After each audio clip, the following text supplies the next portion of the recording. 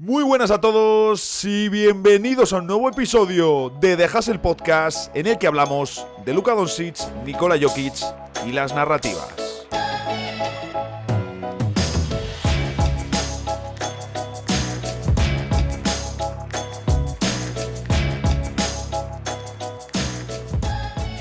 Estoy grabando en domingo por la tarde-noche. Debo decir que con cansancio. Hoy estoy con una ligera sensación de resaca porque anoche tuve la cena, con mi grupo de colegas de la universidad, que además hace 10 años que nos conocemos y, oye, seguimos con mucha relación. Ojito, no es poco.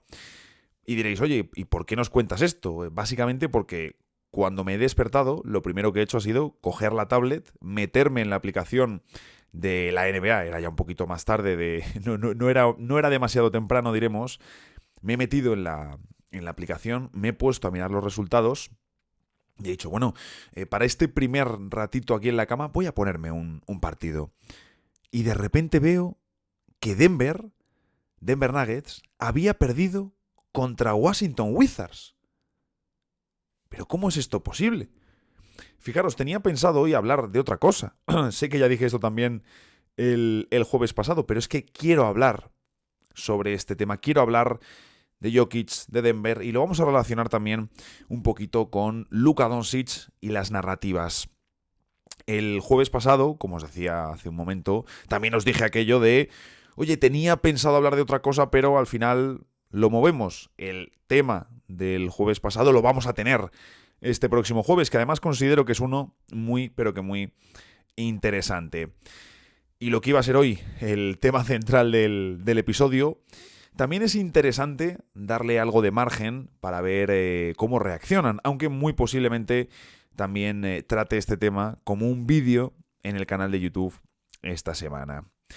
Tenemos hoy una preciosa sección de estadísticas, ya sabéis que me estoy reconciliando con ella y ahora le hago incluso hasta más promoción. Una fantástica sección de estadísticas con los Golden State Warriors, pero el tema central de hoy lo protagonizan Jokic, Doncic y las narrativas. Bienvenidos a The Hustle Podcast.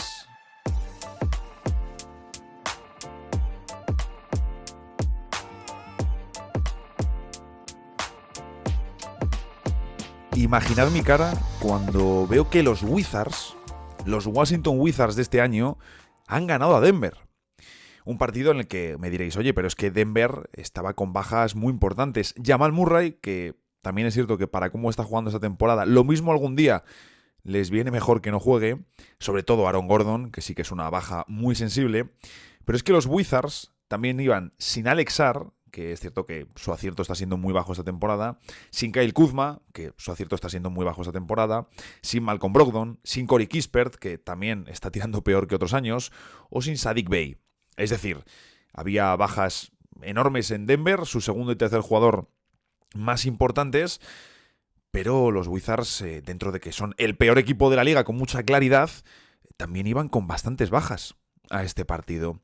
Un partido en el que además Jokic se casca 56 puntos con un 58% en tiros de campo, 16 rebotes y 8 asistencias. Y con este contexto, con esta actuación de Jokic contra los Wizards, pierdes ante un equipo de Washington que llevaba 16 derrotas seguidas. 16 derrotas seguidas llevaban los Wizards. Como digo, el peor equipo de la liga con mucha diferencia. Y la realidad es que Jokic no sumó el triple-doble porque en Denver no metían un puñetero triple.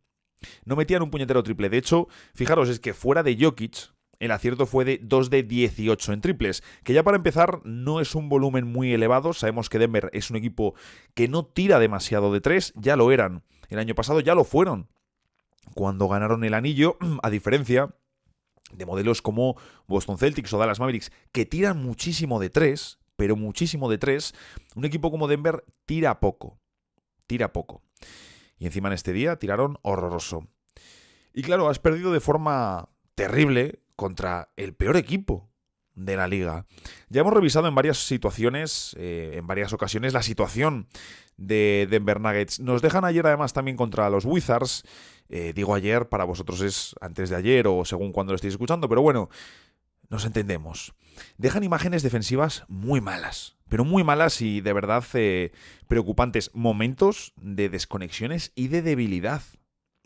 Yo entiendo que a lo mejor este es el típico partido que, oye, vas a Washington, son los Wizards, 16 derrotas seguidas, encima te faltan un par de jugadores y empiezan los Wizards además enchufando desde el principio, vemos a Champagnie metiendo, se mete un 2+1, meten varios triples, se vienen arriba los Wizards, pero es que Denver es incapaz de darle la vuelta a un partido contra un rival que no es rival. Esa es la realidad con los Wizards. Lógicamente echaron mucho en falta a Aaron Gordon, por supuesto también la anotación de Jamal Murray contra un equipo que podría castigar menos sus debilidades defensivas, pero al que les faltó muchísimo fue Gordon. Y es cierto lo que hemos hablado en muchas ocasiones, que al final es un equipo muy limitado fuera de sus figuras principales, porque Peyton Watson, que es el jugador que ocupa el hueco de Gordon cuando este falta, hace un buen trabajo defensivo. Deja su huella atrás. Pero es cierto, sí, te puede meter algún corte en ataque, pero no es un jugador que vaya a sumar en ataque. Entonces esto ya te limita mucho. Te limita mucho. Luego Michael Porter Jr., que es el jugador, lo hemos hablado en varias ocasiones, más señalado para si Denver dice, oye, es que tenemos que tocar cosas de verdad. No vamos a intentar mover a Zeke Naji. No. Si quieren cambios de verdad, tiene que empezar con mover a Michael Porter Jr., Luego, pues claro, ¿qué ocurre? Como te falta Jamal Murray, metes a Russell Westbrook de inicio.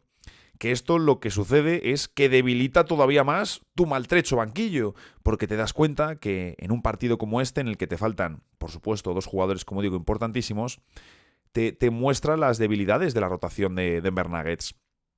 Desde el banquillo tenías a Julian Strawther, que fue el mejor de Jokic en el partido. De hecho, lo que os decía ahora mismo de ese 2 de 18 en triples fuera de Jokic, pues los dos triples anotados son de Strawther. Entonces, lo más salvable fuera de Nicola. El siguiente jugador ya en orden de minutos, con muchos menos minutos disputados en el partido, fue Jalen Pickett. Luego Hunter Tyson. Y por último, DeAndre Jordan. Lógicamente jugó muy poquito porque fueron los pocos descansos que tuvo Jokic. Manda narices, los pocos descansos que tuvo Jokic jugando en Washington contra los Wizards. Es que es de coña mala. Luego les pasará como la pasada temporada, que llegas a final de temporada con los jugadores machacados. Y por ejemplo, sí que se le notaba a Jokic en los pasados playoffs que había en alguna situación, oye, de cansancio, de una temporada muy exigente, llegar a playoffs y seguir con una carga elevadísima. Como os decía, están tanteando el mercado con el contrato de Naji. Pero claro, ¿qué pueden sacar de este jugador? Si es que no juega. No juega. Es su quinta temporada en Denver y cada vez juega menos. Que oye, tiene sentido porque luego las pocas ocasiones que ha tenido tampoco ha lucido nada y nos deja también dudas. Un jugador que cumple 24 años ya en enero. Y en Denver no da la sensación de que hayan invertido realmente en él. Sobre todo a mí lo que me llama la atención es esa desconexión que existe entre la gerencia y el entrenador. Hace que Naji le renovaron antes de la pasada temporada. Le renovaron con un contrato de, oye, queremos apostar por ti como una pieza que sea el suplente de Jokic y que incluso, ¿por qué no?, pueda tener minutos junto a él si nos hace falta en alguna ocasión. No hemos visto en ningún momento esa inversión en Naji. No la hemos visto. Es cierto que Michael Malone es un muy buen entrenador, pero no ha demostrado un gusto especial por desarrollar jóvenes. Ahora porque está obligado y no le queda otra. Pero es que le da antes cancha a DeAndre Jordan, que hace que Naji, tan mal está Naji como para no invertir un mínimo en él. Y volvemos a lo mismo, si le quieres mover en el mercado, si quieres sacar algo a cambio de Naji, ¿cómo lo vas a hacer si no juega? Es que es muy complicado, en fin. Como os decía, el caso del banquillo de Denver Nuggets, además esta información de Naji es que ha salido en los últimos días. De hecho, fijaros que incluso después del partido, Jokic ha metido algún palito riéndose. Ya escuchar a Jokic meter algún palo no es lo habitual. Bueno, pues nos lo contaba el periodista Bennett Durango del Denver Post, porque se han hecho virales unas declaraciones de Jokic, pero luego él puntualizaba, oye, las ha hecho riéndose, entiendo que un poco para rebajar el tono. Pero es que incluso Jokic ha llegado a sugerir que lo mismo necesitan algún bench en el equipo, es decir, mandar a alguien al banco. Lo que yo me pregunto es, ¿a quién vas a mandar al banco? Si es que te faltan jugadores en el banquillo.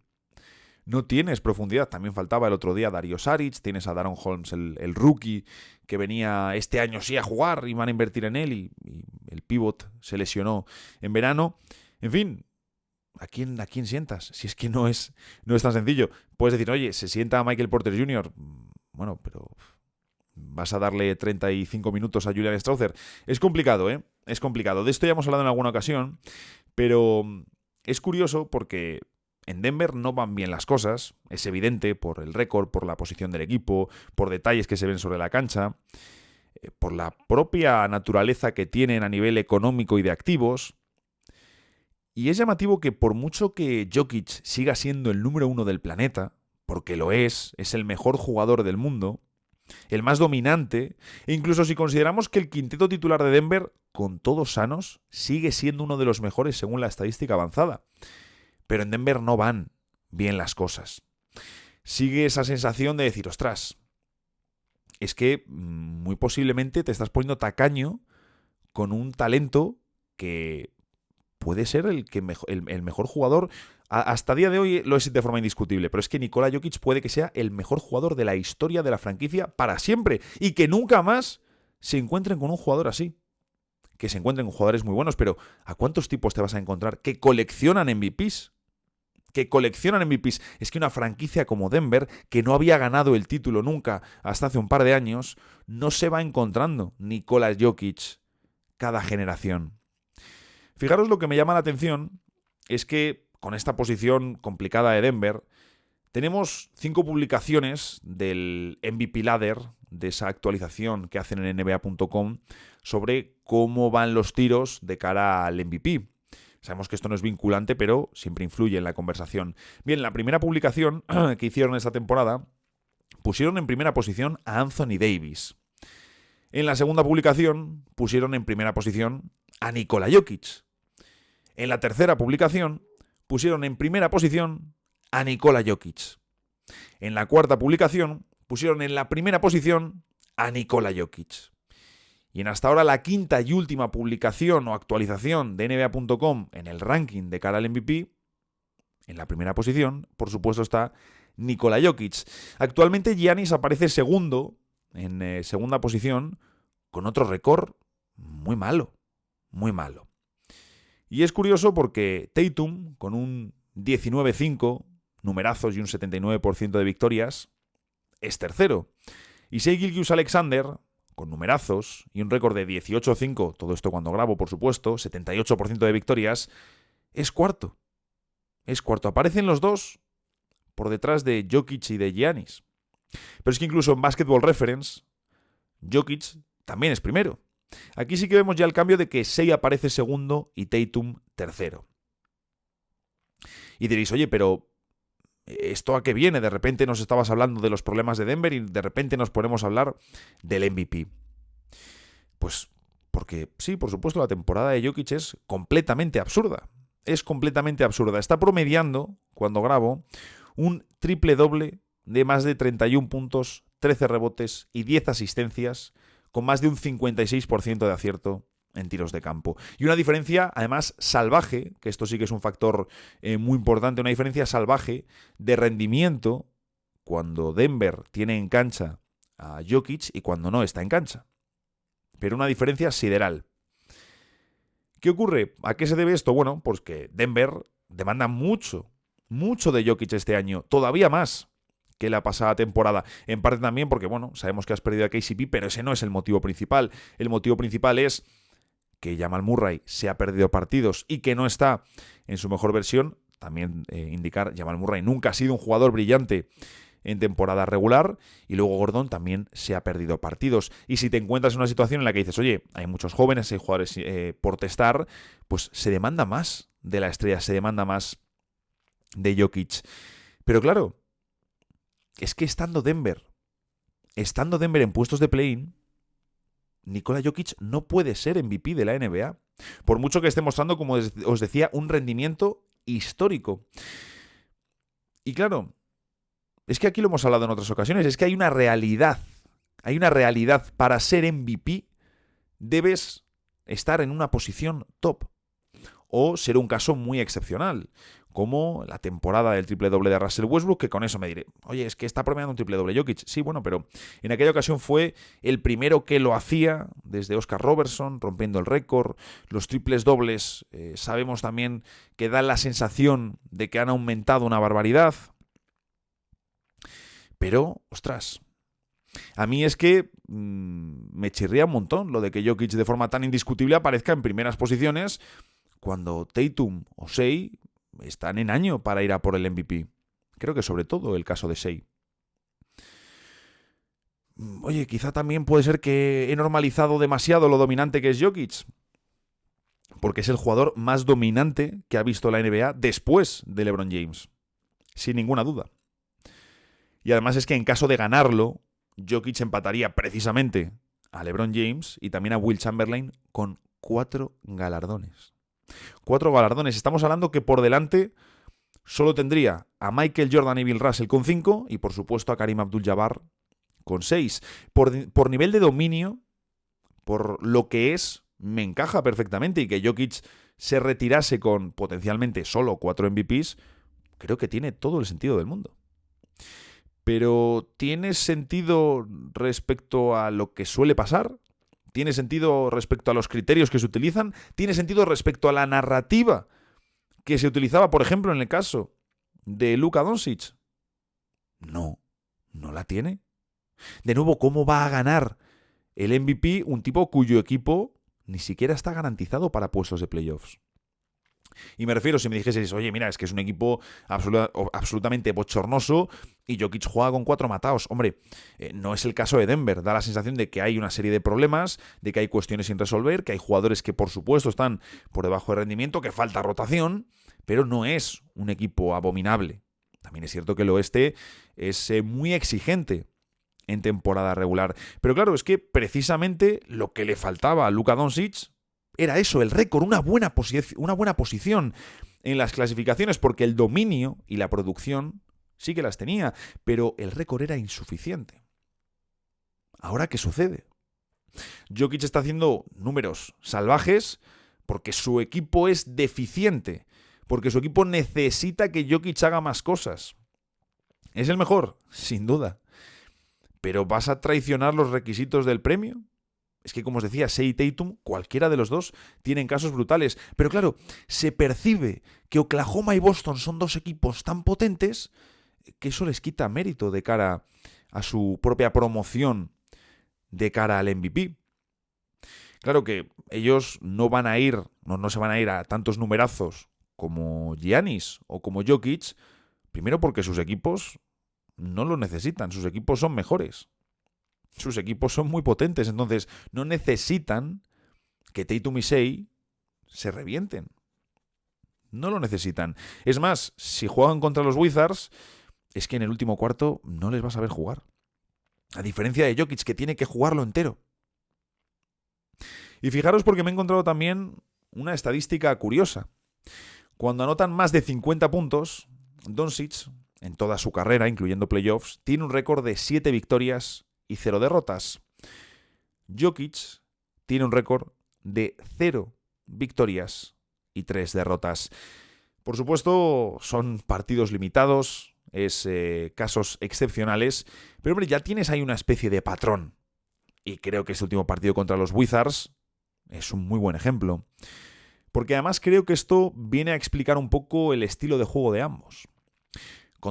Porque al final con Jokic y con Doncic se hacen muchas comparaciones. Yo aquí las he hecho en muchas ocasiones porque son muy similares.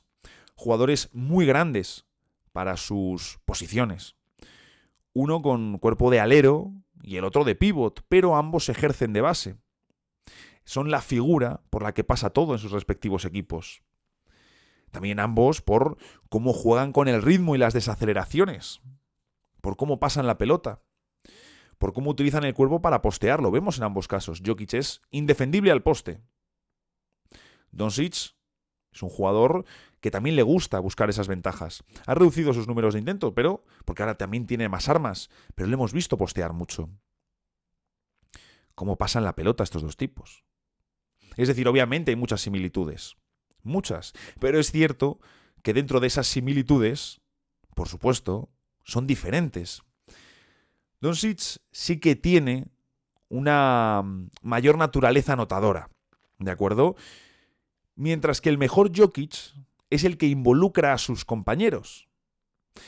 También, por supuesto, varias exhibiciones de Luka se han dado en ocasiones en las que falta gente. No es casualidad que varios de sus mejores partidos de anotación son cuando necesitaban en su equipo que realizase más tiros, como le ha pasado a Jokic. Pero ¿qué ocurre? Que cuando Jokic tiene que tirar, cuando se ve obligado a tirar, porque de hecho Jokic en sus primeros años en la NBA, incluso ya cuando va ganando minutos, es un jugador al que se le podía demandar que tirase mucho más. Y de hecho desde Denver le dicen, oye, tira más, mira más el aro, porque eres muy buen anotador. Esto con Luka no ha pasado nunca, ni ha hecho falta hacerlo. Pero como os decía, cuando Jokic tiene que tirar, casi siempre es porque en Denver hay problemas. Si Jokic tira de más, es porque Denver no está bien. Luka, en su naturaleza de juego, sí que tira mucho más. Y ahí, por ejemplo, tenemos un tuit del gran Enrique García, que la única vez que nos hemos visto en persona fue un troleo brutal. Era para el partido entre Dallas Mavericks y Real Madrid de la pasada temporada. Y el amigo iba con, lo habré contado alguna vez, con la camiseta de Luka con Booker como hijo. Nos echamos ahí una fotillo muy buena. Pues ponía en Twitter sobre Jokic y su rendimiento en el partido contra los Wizards y el rendimiento de sus compañeros.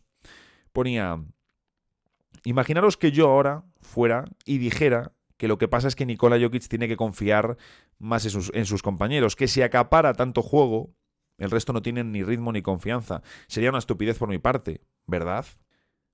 Lo dice, entiendo, claro, por la gente que criticaba, yo creo que ya ahora mismo no se hace tanto, que criticaba a Luka más hacia antes de la pasada temporada, a mediados para atrás. Ahí me he hecho un poco de lío. Pero, como os digo, entiendo que va para esta gente y entiendo por qué lo dice. Y de nuevo, hacia quiénes va dirigido. Pero sí que veo una diferencia muy importante.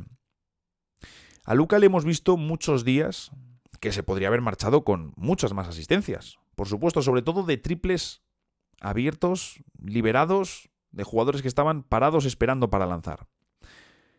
Pero con él, con Luka, sí hemos visto en varias ocasiones, un equipo de Dallas muy estático y dependiente de lo que hacía Luka. Había menos ritmo, había jugadores literalmente parados esperando para tirar, había menos sistema porque el sistema pasaba por Luka, también había menos calidad, menos talento diferencial. En el momento que hemos ido viendo cómo ese equipo añade talento, han ido modificando su forma de jugar, añaden más recursos. Eso que no es el equipo tampoco más rico en cuanto a pizarra. Y es que, como os decía, aunque Luka y Jokic son muy similares, Nikola hace jugar a sus equipos de otra manera. Son muy diferentes. De hecho, lo hemos comentado también en varias ocasiones, el equipo de Dallas con Luka y Kyrie empieza a funcionar mucho mejor en el momento que Dallas se pone a jugar más al ritmo de Kyrie que en vez de jugar al ritmo de Luka. Suben en general el tempo del equipo.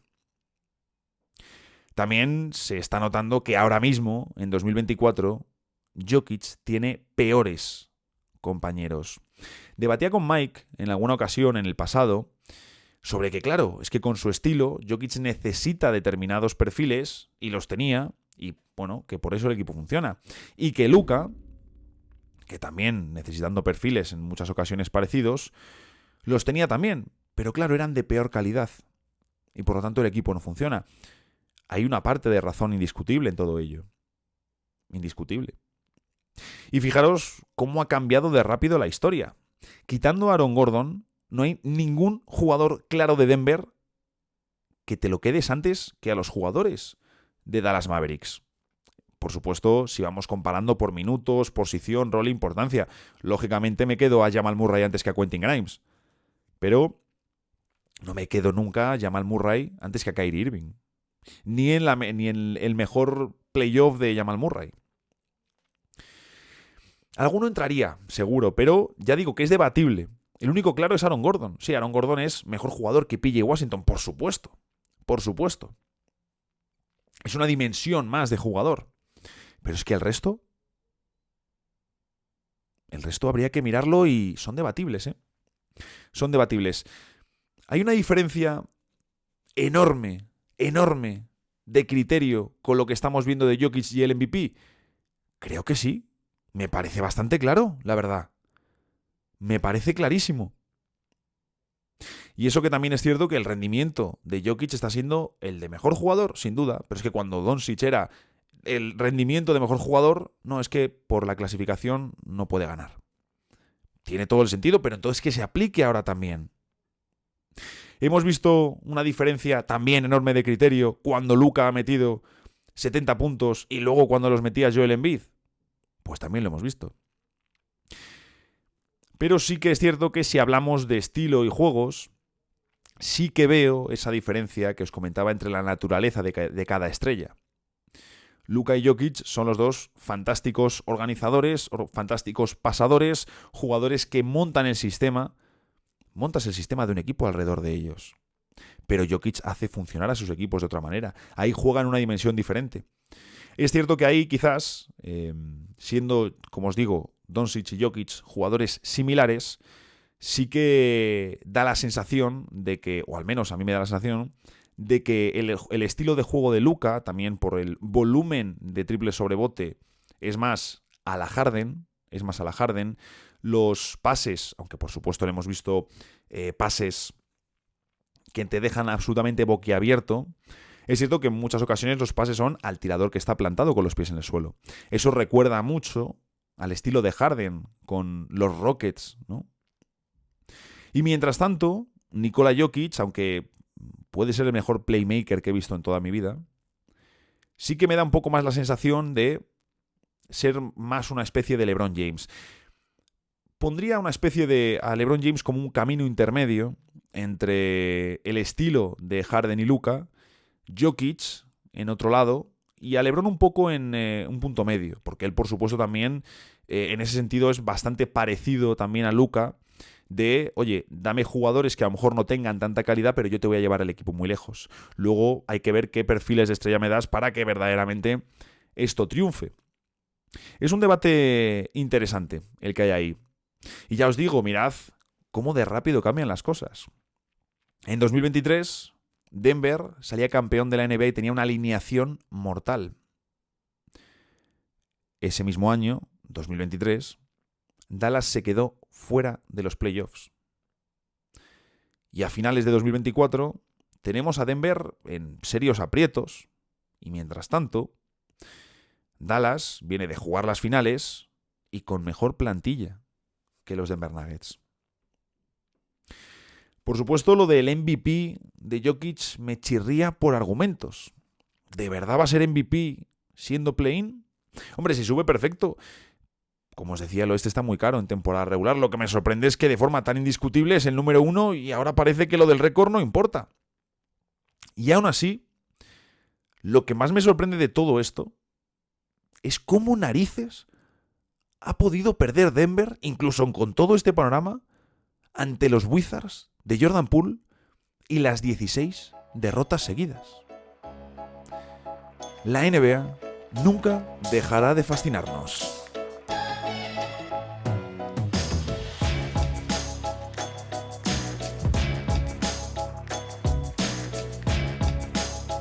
Hoy es lunes y eso en The Hustle Podcast significa que tenemos la sección de estadísticas, hoy protagonizada por los Golden State Warriors y su inicio. de temporada. Vamos a hablar un poquito de ese arranque que hicieron en el que se posicionaron como uno de los mejores equipos de la competición, de este arranque de la 24-25, y luego este último tramo de temporada en el que también es una muestra más pequeña, tenemos que dejar que evolucione y ahora veréis un par de cositas interesantes porque han cambiado mucho los Warriors y les hemos visto, después de un inicio sensacional, les hemos visto desplomarse en varios aspectos de forma muy curiosa. También quería hacer la sección sobre los Warriors hoy en concreto porque vienen de jugar y de perder contra Minnesota Timberwolves, vuelven a jugar contra Minnesota Timberwolves esta madrugada, es decir, vosotros ya tenéis el resultado del partido y esta semana tenemos el jueves el partido de cuartos de final de la Copa NBA, además contra Houston Rockets. Y ya veréis ahora, porque es interesante esto. Bien, lo primero que quiero apuntar es cuál ha sido el rendimiento inicial del equipo versus el rendimiento de las últimas semanas. Porque si os fijáis, hasta el 22 de noviembre, ¿de acuerdo? Hasta el 22 de noviembre, es decir, durante el primer mes de temporada NBA, hemos visto cómo los Warriors se establecían como el tercer mejor récord de la liga. Arrancaron con un 12-3, 80% de victorias, solo por detrás de Cleveland y de Boston. Tenían el sexto mejor ataque, la cuarta mejor defensa y en general el tercer mejor net rating, con más de 10 puntos de ventaja sobre el rival por cada 100 posesiones. También un dato que es muy de los Warriors, aquí lo hemos comentado en varias ocasiones, es el porcentaje de asistencias, es decir, el porcentaje de canastas que vienen con una asistencia, básicamente, no tiene mucho misterio. Pues aparecen en tercera posición hasta el 22 de noviembre, ¿de acuerdo? Con un 69,5%, un dato fantástico y que, como os digo, los Warriors, si tú miras esta clasificación del porcentaje de canastas asistidas, cada temporada buena de los Warriors no baja, no salen de que están en el top 3, top 5. Bien, donde además han mejorado, porque otras temporadas sí que hemos visto un equipo que conseguía ese porcentaje de asistencias muy elevado, pero que tenían problemas a la hora de cuidar el balón. Bueno, pues vimos a unos Warriors que en el inicio de la temporada estaban cuidando muy bien la pelota, y precisamente hemos visto a Golden State en varias ocasiones estar entre los equipos que peor estaba cuidando la pelota, por muchas razones, ¿no? Por el ritmo al que juegan, por ejemplo, es uno de los grandes... una de las grandes razones que explica esos números complicados que han tenido en muchas ocasiones en pérdidas. También por el estilo de pases que juegan en muchas ocasiones cortando la zona, son pases más arriesgados que si te salen muy bien, fantástico, porque consigues canasta o vas a conseguir una acción muy sencilla cerca del aro, pero que el rival, por supuesto, puede interceptar. Como os digo, han mejorado mucho o habían mostrado una mejora muy importante en el ratio de asistencias por pérdida, donde, como os decía, habían ido peor en el pasado. Y realmente, si miramos las estadísticas, por ejemplo, séptimos en porcentaje de tiro efectivo, que es algo fantástico para cualquier equipo, por supuesto. Flojetes en rebote defensivo, pero bueno, tiene sentido si al final sacas equipos con menos potencia de tamaño, con menos kilos, con menos tamaño en general, pues en el rebote defensivo se encuentran en una posición complicada. Y estábamos viendo un equipo que recuperaba el mejor ritmo de los Warriors, el quinto equipo que más posesiones estaba jugando por partido. Y en ese inicio lo que veíamos también era una rotación muy repartida, una rotación de hasta 12 jugadores, tranquilamente, en la que ningún jugador pasaba, o mejor dicho, ni siquiera alcanzaba los 30 minutos de media por partido. Había 3 jugadores que estaban en casi los 30, pero sin llegar: Curry, Draymond y Wiggins. Luego había 4 jugadores por encima de 20 minutos, Buddy Hield, el cuarto jugador que más minutos estaba teniendo, Podziemski, Kuminga, de Anthony Melton, y luego un grupo de más 10 minutos que en función del día pues eran unos u otros, con Jackson Davis, con Moses Moody, con Kyle Anderson, con Kevin Looney, con Lindy Waters y con Gary Payton. ¿Qué ocurre? Que desde el 22 de noviembre, que por supuesto tenemos una muestra menor, son tan solo 8 partidos los que han sucedido desde entonces, hemos visto un cambio radical en los Warriors, radical para mal, porque si os decía que hasta el 22 de noviembre tenían el tercer mejor récord de la NBA, desde el 22 de noviembre tienen el récord 25º. 25º, un récord de 2-6, 25% de victorias y empatados desde el 22 de noviembre, con Los Ángeles Lakers. No es buena señal, desde luego. Y en esta racha, por ejemplo, no ha habido una lesión de Curry que se haya perdido 2 semanas. No ha habido una lesión de Draymond Green que se haya perdido 2 semanas y que digas, bueno, vale, pues uno de los motivos principales es que han perdido a uno de sus jugadores fundamentales. No es el caso. Y además es muy curioso porque hemos visto cómo han perdido, por ejemplo, contra San Antonio Spurs o Brooklyn Nets, pero también han perdido contra Minnesota Timberwolves, Phoenix Suns con todos los jugadores, con Durant, con Bradley Beal, o contra Denver Nuggets. Pero es que también han ganado a Houston sin Stephen Curry y perdieron solo por 4 puntos ante Oklahoma City Thunder, sin Chet Holmgren. Entonces, como que te dan imágenes ahí que dices, a ver, no estoy entendiendo muy bien qué está pasando con este equipo. Si os decía que aparecían entre las mejores posiciones de toda la liga, en ataque y en defensa, desde el 22 de noviembre su ataque se ha desplomado, pero desplomado de forma literal, es el 4º peor de la liga. 4º peor de la liga. Es que empezaron siendo el 6º mejor ataque y ahora son el 4º peor en el tramo actual. La defensa, que también, por supuesto, estaba siendo un motivo fundamental para entender el éxito de los Warriors en el inicio de temporada, también ha bajado. No ha bajado tanto. Lo preocupante es el bajón que ha pegado la ofensiva, pero se han caído del top 10 de eficiencia defensiva. Sí que es curioso, hemos visto, por ejemplo, una amplia mejora en el rebote defensivo. Durante las últimas semanas están reboteando mucho mejor. Pero, claro, el problema es que ha habido un desplome salvaje en el acierto. Han pasado de ser uno de los mejores equipos de toda la liga en acierto, es decir, en meter la pelotita por el aro, a de nuevo el 4º peor registro de toda la liga. Y también creo que esto es algo que es a la vez síntoma y causa porque han disminuido muchísimo también su ritmo de posesiones. Parece un equipo, siendo el mismo equipo, por supuesto, porque además son los Warriors, Curry, Kerr y Draymond llevan muchísimo juntos. Es cierto que da la sensación de ser otro equipo, tanto por la rotación, porque ha cambiado, como por la configuración que está haciendo Steve Kerr, que también va modificando en una rotación tan larga, sigue modificando, como vamos a comentar ahora, y no está ofreciendo de momento resultados, o no por lo menos tampoco está ofreciendo resultados, digamos, positivos y consistentes para ir creciendo. De hecho, fijaros, la rotación ahora es algo más corta, seguimos en 11 jugadores, pero, ¿qué ocurre? No está de Anthony Melton, lesionado para toda la temporada, y sí que estamos viendo más minutos en los jugadores importantes. De hecho, el único jugador importante que ha perdido peso, tanto en minutos como en lanzamientos, es Buddy Hield. Ha perdido mucho peso. Fijaros, ahora, desde el 22 de noviembre, tenemos a Stephen Curry por encima de los 32 minutos, a Wiggins por encima de los 32 minutos, perdón, de los 30, y a Draymond rozando los 30. Es decir, están jugando más que antes. Kuminga es ahora el 4º jugador en minutos, Podziemski sigue ahí, Lindy Waters sigue ahí, y el último que aparece en la franja de más de 20 es Buddy Hield, que como os decía, pierde peso en minutos y tiros. Y por último, ese grupo de complementos de más 10 minutos, que algunos se acercan más a los 20 en función del día, tienes a Kevon Looney, a Jackson Davis, a Moses Moody, a Gary Payton y a Kyle Anderson. Una rotación larga, sin duda.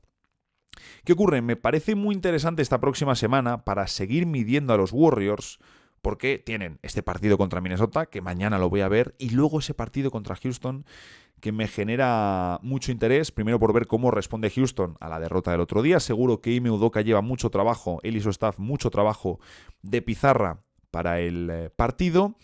Y en general, porque, bueno, también porque fue un partido que ganaron ante un rival muy atlético y muy físico, que precisamente es lo que entiendo que se les puede dar peor a los Warriors, pero en aquella ocasión les superaron. Entonces, ya os digo, yo no les metí como candidatos, yo de hecho les dejé fuera del play-in. No les voy a meter como candidatos, no sé ni siquiera si voy modificando, no creo ni que les meta en puestos de playoffs, yo voy a mantenerme firme en mis 13, pero es un escenario muy interesante el que tenemos ahora. Y esto relaciona precisamente con una decisión que han tomado y que vamos a ver cómo afecta en las próximas semanas. Y es que Draymond Green sale del quinteto titular de los Warriors. Ya lo vimos en ese último partido contra Minnesota y lo han confirmado que es una decisión. Ahora, tenemos que preguntarnos, ¿por qué deja de ser titular Draymond Green en los Golden State Warriors y entra Jonathan Kuminga como nuevo ala pivot de la rotación de Steve Kerr? Bueno, pues el primer motivo es ese, sin ninguna duda, probar a Jonathan Kuminga de verdad. Probarle de verdad. Ahora, ¿el motivo real es ese? ¿O el motivo real es enseñarle de cara a un potencial traspaso? Hombre, yo creo que los tiros van más por ahí. Draymond es intocable mientras el proyecto con Curry siga y a Draymond no se le pire y mantenga el nivel, que por cierto, dijo literalmente, este año tendré menos de 10 técnicas y lleva 6. Lidera la NBA y se ha perdido partidos. O sea que imaginad. También es cierto que técnicamente dijo este año. Sabemos que allí lo de this year sirve para la temporada, ¿no? Para esta temporada. Si técnicamente se refería al año, oye, va muy bien encaminado. No sé si será su objetivo. Desde luego los Warriors no estarán muy contentos. Pero como os decía, la decisión de dejar fuera del quinteto titular a Draymond Green para meter a Jonathan Kuminga tiene sentido. ¿Por qué? Porque ahora tienen a Draymond como reserva. Entonces tú evidentemente pierdes defensa en el primer quinteto. Esto es indiscutible. Pero al mismo tiempo ganas ese playmaker y ese hombre grande desde el banquillo, porque estabas teniendo problemas también en esa rotación.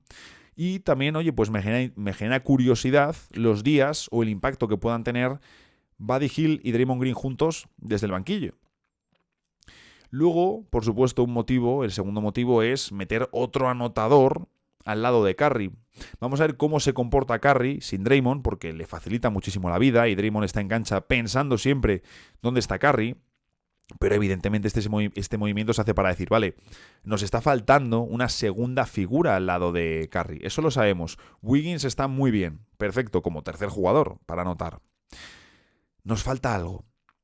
Probamos a Kuminga y de paso le enseñamos para un potencial traspaso.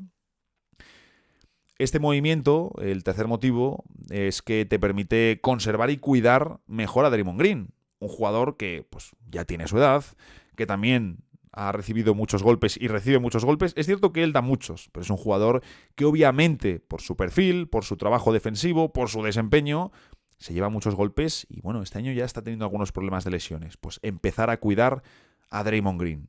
Fantástico, tiene todo el sentido del mundo. De hecho, él ya comentó, después de un partido contra los Pelicans con Zion al inicio de temporada, que lo de defender a Zion era una cosa terrible, que es terminar con magulladuras. Entonces, oye, tienes que cuidar a Draymond, perfecto. Y luego también, a nivel de táctica, le permite esto una cosa a Kerr, que él ya ha dicho que le gusta, que es poder cerrar siempre la primera parte con Draymond al 5. Bueno, me parece interesante, quiero ver cómo evoluciona esta gestión del nuevo quinteto titular de los Warriors. ¿Cómo funciona Kuminga? ¿Cómo funciona Curry sin Draymond pero con Kuminga? Tengo ganas. ¿Cómo funciona la defensa? Por supuesto, cambiando a Draymond Green por Jonathan Kuminga. ¿Qué ocurre? También hay efectos negativos. Kyle Anderson, un jugador que sería muy aprovechable para muchos equipos, va a perder peso si ya en muchas ocasiones es de los últimos jugadores de la rotación, teniendo ahora a Draymond Green en el banquillo. Si sabemos que va a salir de inicio o bien Jackson Davis o bien Looney, de momento el otro día fue Looney, parece bastante claro que con Draymond en el banco, tanto Kyle Anderson como el pívot que no salga de inicio van a perder bastante peso. Y luego también los minutos de Hield en el actual sistema. Contra Minnesota, por ejemplo, jugaron, y el banquillo en general de los Warriors, vaya, porque tú ves el banquillo y fuera de Draymond los que más jugaron fueron Lindy Waters y Gary Payton. Hombre, si tu banquillo pasa por Draymond Green, Lindy Waters y Gary Payton, tienes problemas, necesitas algo más. ¿Qué ocurre? A lo mejor contra Minnesota Steve Kerr quería ir en otra línea y dice, ostras, es que si saco a Buddy Hield me lo van a corromper a nivel atlético, a nivel defensivo. Entonces es un poco lo que me pregunto, oye, ¿mantendrá Kerr una rotación amplia que cambiará según el rival o cómo lo van a hacer? Y precisamente, no me parece casualidad, la decisión de meter a Kuminga en el quinteto titular coincide de lleno con la información que publica Shams Charania, que tampoco es ninguna sorpresa, de que los Warriors van a por una segunda estrella. ¿La conseguirán con Kuminga? Difícil. la conseguirán con Podziemski, al que no quisieron traspasar en verano por Lauri Markkanen, al que consideraron intocable y que esta temporada está ofreciendo un rendimiento más irregular. También es cierto que es raro el caso de un rookie que revienta como novato cuando nadie lo espera y que luego como sophomore rinda mejor. Suele ser bastante raro. Pero ya os digo, tengo muchas ganas de ver lo que hacen los Warriors durante las próximas semanas, de ver ese funcionamiento de Kuminga y de ver la tendencia que sigue el equipo. Porque a mí no me convencen, pero sí que me tienen muy, pero que muy despistado. En fin, hasta aquí llega otro episodio comentando juntos la NBA. A disfrutar mucho de la semana y ya sabéis, nos vemos por aquí el jueves en el próximo episodio de The Hustle Podcast.